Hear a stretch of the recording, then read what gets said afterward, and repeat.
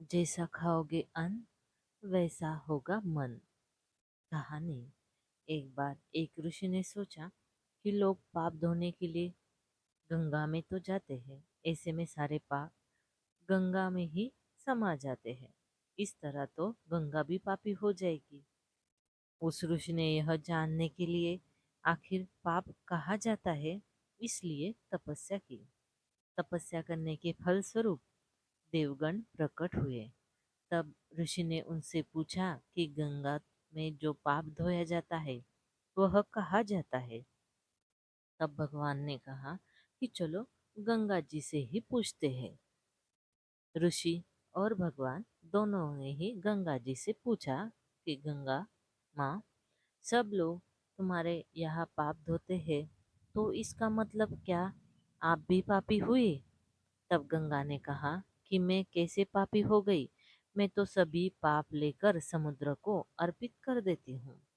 इसके बाद ऋषि और भगवान समुद्र के पास गए और उनसे पूछा कि हे सागर, गंगा सभी पाप आपको अर्पित कर देती है, तो क्या आप भी पापी हो गए? तब समुद्र ने कहा कि वो कैसे पापी हुआ? वो तो सभी पाप को भाप बनाकर बादल बना देता है।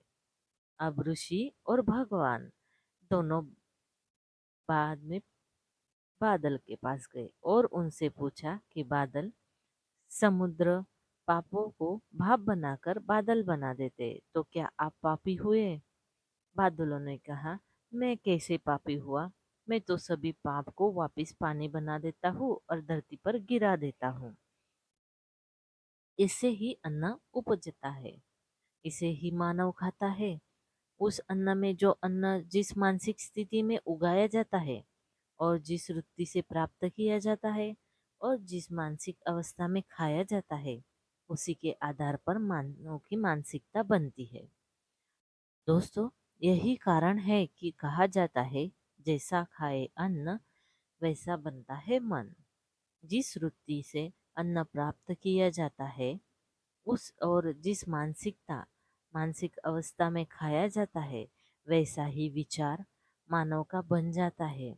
ऐसे में हमेशा भोजन शांत रहकर ही ग्रहण करना चाहिए। अन्न जिस धन से खरीदा जाए वह धन भी श्रम का होना चाहिए। तो दोस्तों, आपको आज की ये कहानी कैसी लगी है? अच्छी लगी हो तो हमारे चैनल को लाइक, शेयर और सब्सक्राइब जरूर करें। धन्यवाद। हर हर महादेव।